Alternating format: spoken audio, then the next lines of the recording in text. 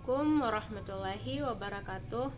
Perkenalkan, nama saya Elva Zelviana dengan stambuk B301-23014. Dan pada kesempatan ini saya ingin membahas bacaan tentang konsensus konflik, yang dimana ini merupakan eksplorasi mendalam mengenai paradigma konsensus konflik dalam teori sosial dengan membandingkan secara kritis fungsionalisme dan teori konflik melalui pemikiran tokoh-tokoh seperti Durkheim, Parsons, Marx, Simmel, Coser, Habermas, hingga Foucault.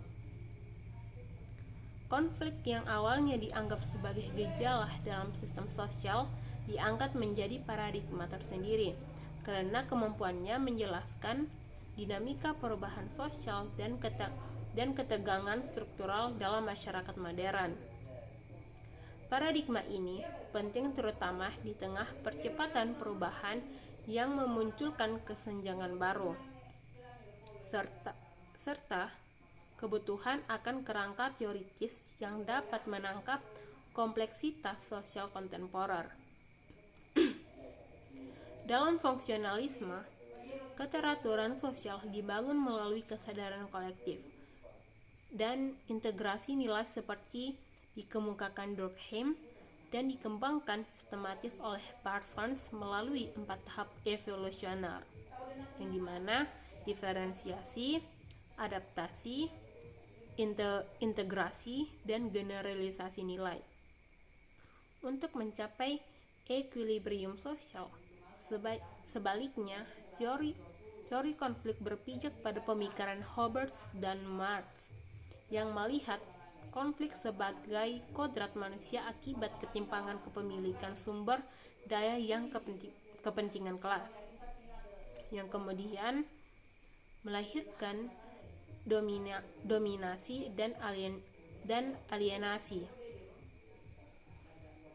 Marx menekankan pentingnya struktur ekonomi dan kepemilikan alat produksi dalam membentuk kesadaran kelas sebagai dasar perjuangan sosial. Tokoh-tokoh seperti Simmel dan Coser menunjukkan bahwa konflik tidak selalu destruktif, melainkan juga memperkuat kohesi sosial melalui redefinisi norma. Habermas menambahkan dimensi legitimasi dalam sistem sosial, sedangkan Foucault memperluas analisis kekuasaan dari institusional ke suprasistemik melalui wacana dan kontrol sosial tersembunyi.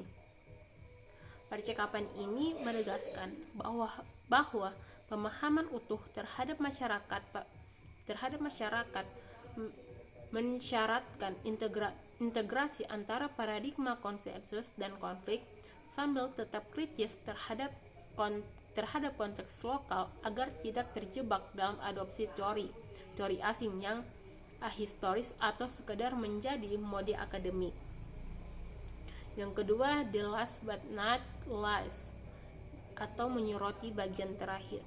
Percakapan penutup ini menjelaskan bahwa setiap penyampaian teori selalu bersifat tafsir, sebagaimana terjemahan sastra, bergantung pada logika dan nuansa kultural penerjemah.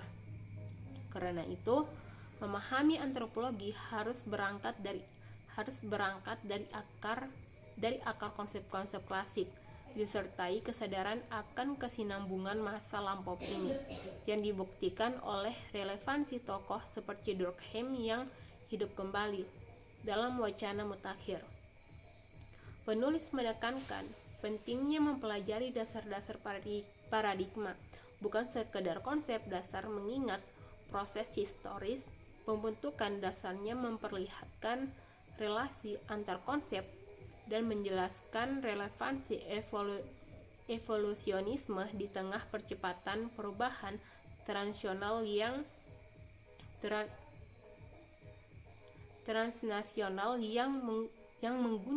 mengguncang kultur bonded menuju praktik yang cair.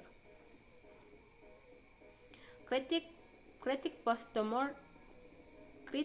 postmodern tidak muncul untuk menafikan evolusi, tetapi sebagai respon metodologis terhadap heterogenitas kontemporer yang memaksa antropologi untuk meninggalkan kebudayaan dan menjadikan tindakan sebagai pusat analisis.